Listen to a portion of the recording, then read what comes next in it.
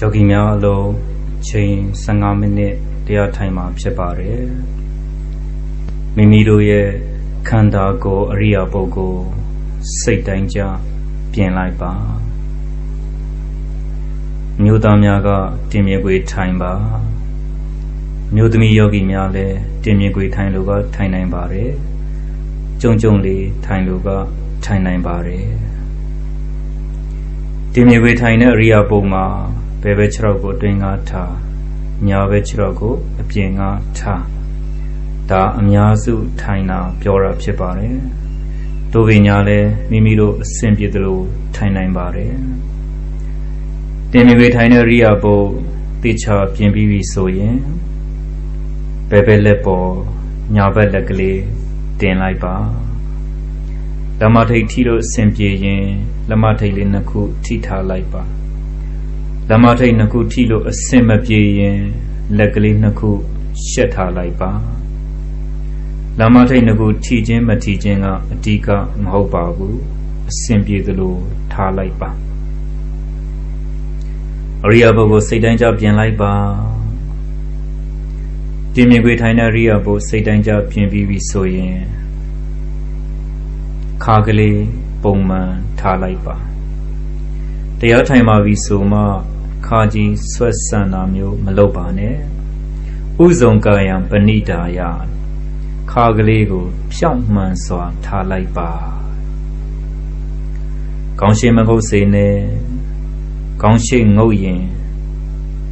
နောက်ကျောတွေတက်ပြီးတော့ငိုက်တတ်ပါတယ်ကောင်းနောက်မလန်စေနဲ့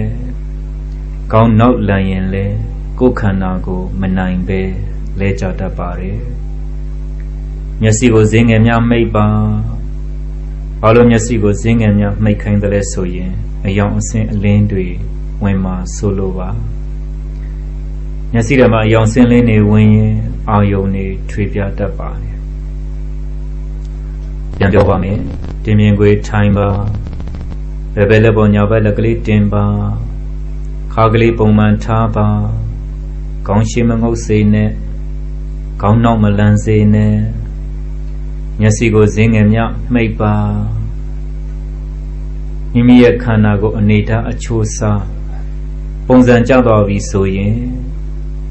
နာသီဝကိုတတိကပ်ပါဝင်လေထွက်လေမြင်အောင်ကြည့်ပါအာယုံတစ်ပါးစိတ်မသွားစေနဲ့နာသီဝလေးလေးတိုးထီဝင်ရင်ဝင်သွားတဲ့သဘောနာသီဝလေးလေးတိုးထီထွက်ရင်ထွက်သွားတဲ့သဘောဒီသဘောလေးဟာအထင်အရှားရှိနေပါတယ်မိမိတို့လောကထဲမှာယုံကံသွားလာရှာဖွေနေတော့ကဝင်လေရှိမှမသိထွက်လေရှိမှမသိဝင်လေဖြစ်မှမသိထွက်လေဖြစ်မှမသိဝင်လေထွက်လေရှိမှဖြစ်မှဘာလို့မသိတာလဲဆိုတတိလွတ်နေလို့လောကလယ်မှာတွာလာယုံကန်ရှာဖွေနေတော့တတိတွေကလွတ်နေတယ်ဘယ်လိုလွတ်နေသလဲဆိုရင်လိုချင်တဲ့လောဘနဲ့ရှာဖွေနေကြတယ်မကျေနပ်တဲ့ဒေါသနဲ့ရှာဖွေနေကြတယ်တွေ့ဝေတတ်တဲ့မောဟနဲ့ရှာဖွေနေကြတယ်အဲ့တော့လောကလယ်မှာပုံမှန်ရက်တည်တွာလာနေတော့ဝင်လေထွက်လေကိုရှိမှဖြစ်မှကောင်းကောင်းမသိကြဘူးဘာဖြစ်လို့လဲဆိုရင်တတိလွတ်နေလို့ခုကြည်စမ်းမိမိတို့ရဲ့ခန္ဓာကိုယ်ရိယပုတ်ကြီးကိုကမ္မထအာယုံပေါ်တင်လိုက်တော့နာသီဝနှခမ်းဖျားမှာလေကလေးတို့ထိဝင်သွားတယ်လေကလေးတို့ထိထွက်သွားတယ်ဒီသဘောလေးကိုသေသေးချာချာသိခွင့်ရပါတယ်နာသီးစုံနာသီဝနှခမ်းဖျားမှာလေကလေးဝင်သွားတဲ့သဘောလေကလေးထွက်သွားတဲ့သဘောဘာကြောင့်သိခွင့်ရတယ်လဲဆိုရင်တတိနဲ့ကြည်လို့သိခွင့်ရတာခုယောဂီတို့လက်တွေ့ကြကြအာနာပါနဆိုတဲ့ဝင်လေထွက်လေကိုရှုမှတ်ခွင့်ရနေပါပြီတတိထားပါတတိမလွတ်ပါစေနဲ့အာယုံတစ်ပါးစိတ်မသွားစေနဲ့ဝင်လေထွက်လေကိုတတိနဲ့ရှုမှတ်နေတဲ့ချိန်မှာအတွေးတွေမလာစေနဲ့အဆွေးတွေမလာစေနဲ့ ဝ ဝင်လေထွက်လေကိုတတိနဲ့ရှုမှတ်နေတဲ့ချိန်မှာစိတ်ဟိုရောက်တရောက်မရောက်စေနဲ့စိတ်ဟိုပြေးဒီပြေးမပြေးစေနဲ့တတိနဲ့ထိန်းထားလိုက်ပါနောက်ဒီကလေးလေးတိုးထီဝင်ရင်ဝင်သွားတဲ့သဘောနောက်ဒီကလေးကလေးတိုးထီထွက်ရင်ထွက်သွားတဲ့သဘောဒီသဘောလေးကအထင်အရှားရှိနေပါတယ်ယောဂီတို့တွေအသက်ရှင်နေတဲ့ဝင်လေထွက်လေတစုံဟာအထင်အရှားရှိနေပါတယ်ငကိုရှိပြီးသားဝင်လေထွက်လေကလေးငကိုဖြစ်ပြီးသားဝင်လေထွက်လေကလေးကိုတတိထားပြီးတော့ကြည့်လိုက်ပါဝင်လေထွက်လေလေးကိုတတိထားပြီးကြည့်နေတာတမာတတိမဂ်ကင်လို့ခေါ်ပါတယ်ဝင်လေထွက်လေပေါ်မှာအာယုံစိုက်နေတာလုံလပြုတ်နေတာတမာဝါယမမဂ်ကင်လို့ခေါ်ပါတယ်အာယုံတစ်ပါးစိတ်မသွားအောင်ထိမ့်သိမ့်သိမ့်သိမ့်ရှုမှတ်နေတာကိုတမာတမာတိမဂ်ကင်လို့ခေါ်ပါတယ်ယောဂီတို့ဝင်လေထွက်လေကိုတတိနဲ့ရှုမှတ်နေတဲ့ချိန်မှာတမာတတိ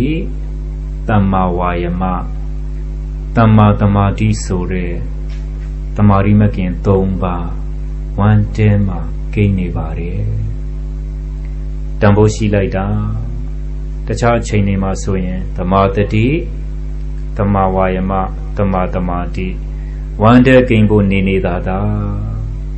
ခန္ဓာထဲမှာဝင်ရောက်ခွင့်တော့မရှိဘူးတဲ့ကိုမိမိတို့ရဲ့ခန္ဓာကိုယ်ကြီးကိုကမ္မထအာယုံပေါ်တင်လိုက်မှနာဒီဝလေးလေးတိုးတိဝင်သွားတယ်နာဒီဝလေးလေးတိုးတိထွက်သွားတယ်ဒီသဘောလေးကိုထင်ထင်ရှားရှားသိခွင့်ရပါတယ်တတိထားပါတတိမလွတ်ပါစေနဲ့အာယုံတစ်ပါးစိတ်မသွားစေနဲ့ယောဂီတို့ငကိုရှိပြီးသားဝင်လေထွက်လေလေးကိုပဲတတိကပ်ပြီးတော့ရှုမှတ်ရတာပါဝိပဿနာအစဝင်လေထွက်လေကဝင်လေထွက်လေလေးကိုတတိနဲ့ရှုမှတ်နေရင်တဖြည်းဖြည်းနဲ့ပညာပရမကွဲလာမယ်ယုံနံကွဲလာမယ်မရှိတရားနဲ့အရှိတရားကွဲလာမယ်ဝင်လေထွက်လေဆိုတာယုတ်တရားပါလားဝင်လေထွက်လေရှိမှန်းသိတဲ့စိတ်ကလေးကနံတရားပါလား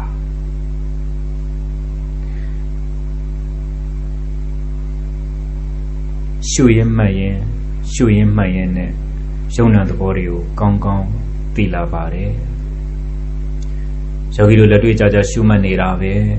နာဒီဝလေးလေးတုတ်တီဝင်သွားတယ်ယုတ်တရားလေးပဲ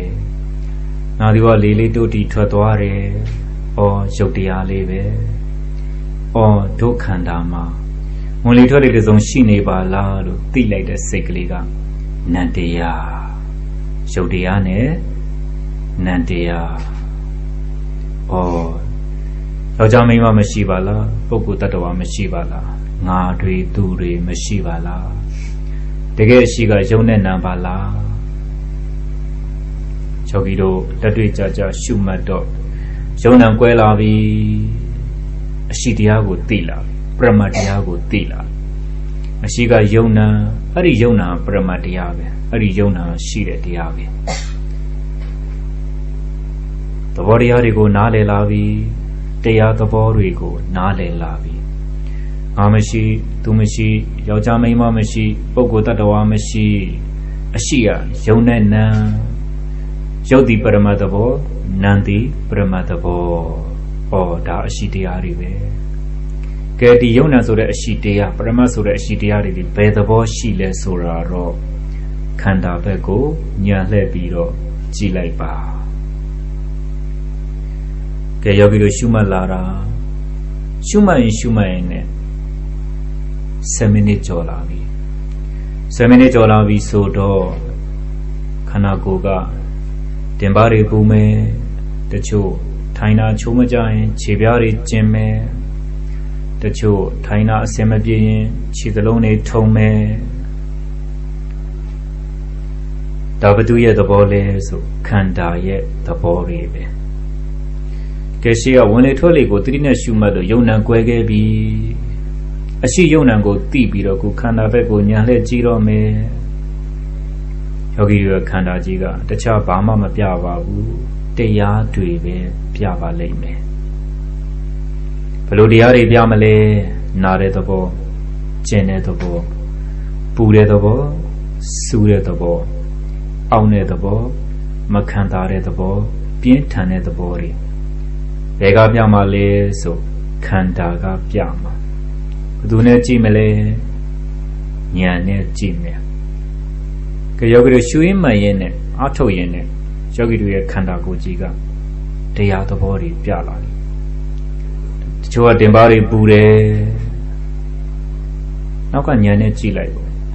ပူတာဘယ်လိုလဲဘယ်လိုပူတာလဲပူတဲ့သဘောကဘယ်လိုလဲတချို့ကကျင်လာမယ်နောက်ကဉာဏ်နဲ့ကြည့်လိုက်ပေါ့ကျင်တာဘယ်လိုလဲဘယ်လိုကျင်တာလဲကျင်တဲ့သဘောကဘယ်လိုလဲ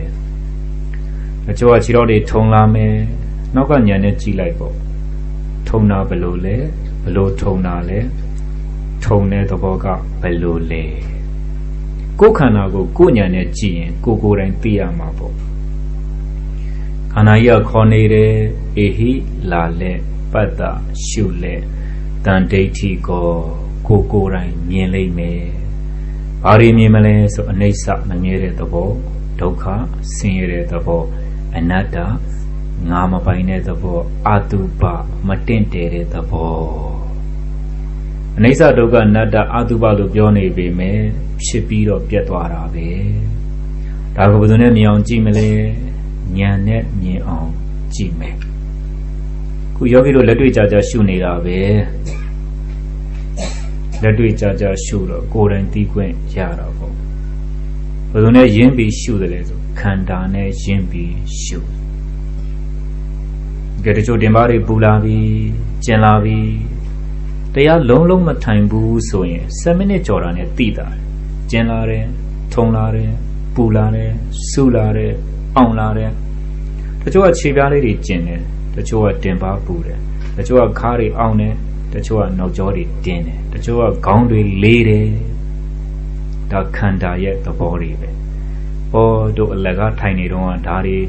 ရှိတယ်လို့မသိဘူးအခုဘာလို့သိလဲတရားသဘောလေတရားသဘောနဲ့အလုံးလုံးကြည့်ရောခန္ဓာရဲ့သဘောတွေကိုမြင်တာပေါ့တရားဆိုလို့ဘယ်မှာရှားတယ်အောင်းမိလဲခန္ဓာထဲမှာရှိတာကိုဒါကြောင့်ပြောတာပေါ့တရားရှာခန္ဓာမှာတွေ့ခန္ဓာထဲမှာဘာတွေရှိလဲတရားတွေပဲရှိအနိစ္စတရားဒုက္ခတရားအနတ္တတရားအတုပတရားဖြစ်ချင်းပြည့်ချင်းတရားဒီတရားတွေဘယ်မှာရှိလဲခန္ဓာထဲမှာရှိဒါကိုဘယ်သူနဲ့ကြည့်မယ်ဉာဏ်နဲ့ကြည့်ရတယ်ကဲကြည့်လိုက်ပေါ့ကိုယ်ခန္ဓာကိုကိုယ်ဉာဏ်နဲ့ကြည့်တာပဲဘာတွေတွေ့မလဲအနိစ္စမမြဲတဲ့သဘောတွေတွေ့မယ်ဒုက္ခဆင်းရဲတဲ့သဘောတွေတွေ့မယ်အနတ္တငါမပိုင်တဲ့သဘောတွေတွေ့မယ်အတုပမတင့်တယ်တဲ့သဘောတွေတွေ့မယ်ဆက်ရှုလိုက်ပေါ့ဖြစ်ချင်းပြည့်ချင်းသဘောတွေတွေ့မယ်ကိုယ်ခန္ဓာကိုကိုယ်ဉာဏ်နဲ့ကြည့်တာပဲတတိထားဝရိယစိုက်ပညာနဲ့စောင့်ကြည့်ပါတတိထားဝရိယစိုက်ပညာနဲ့စောင့်ကြည့်ပါ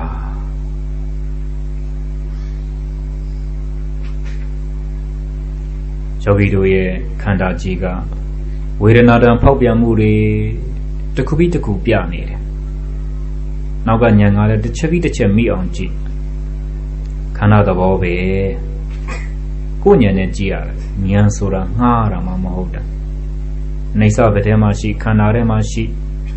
နောက်ကကြည့်တဲ့ဉာဏ်လည်းဘယ်ထဲမှာရှိခန္ဓာထဲမှာရှိဒုက္ခဘယ်ထဲမှာရှိခန္ဓာထဲမှာရှိနောက်ကကြည့်တဲ့ဉာဏ်လည်းဘယ်ထဲမှာရှိခန္ဓာထဲမှာရှိအနတ္တဘယ်ထဲမှာရှိခန္ဓာထဲမှာရှိနောက်ကကြည့်တဲ့ဉာဏ်လည်းဘယ်ထဲမှာရှိခန္ဓာထဲမှာရှိအတုပဘယ်ထဲမှာရှိခန္ဓာထဲမှာရှိနောက်ကကြည့်တဲ့ဉာဏ်လည်းဘယ်ထဲမှာရှိခန္ဓာထဲမှာရှိဟုတ်ပြီဖြစ်ချင်းပြည့်ချင်းဘယ်ထဲမှာရှိလဲခန္ဓာထဲမှာရှိနောက်ကကြည့်တဲ့ဉာဏ်လည်းဘယ်ထဲမှာရှိလဲခန္ဓာထဲမှာရှိတယ်တတိထားဝ ဝရိယစိုက်ပညာနဲ့စောင့်ကြည့်ပါယောဂီတို့အချိန်15မိနစ်ပြည့်ကနီးပါပြီတည်ထားပြီးတော့ကြည်လိုက်ပါဝရိယစိုက်ပြီးတော့ကြည်လိုက်ပါဉာဏ်ဦးစီးပြီးတော့ကြည်လိုက်ပါတတိထားတတိမလွတ်ပါစေနဲ့ချိန်နဲ့ငယ်တွင်မှာတရားချပါမယ်တရားချတဲ့အခါမှာ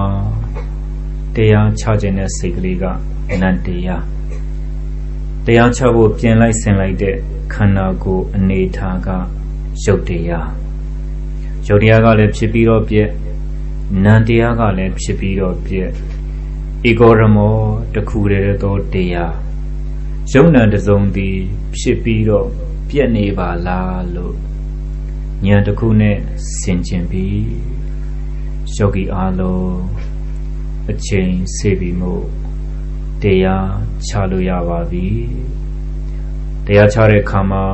မိမိတို့ရဲ့ခန္ဓာကိုယ်အရိယာပုဂ္ဂိုလ်ဖြည်းဖြည်းလေးလှုပ်ပါ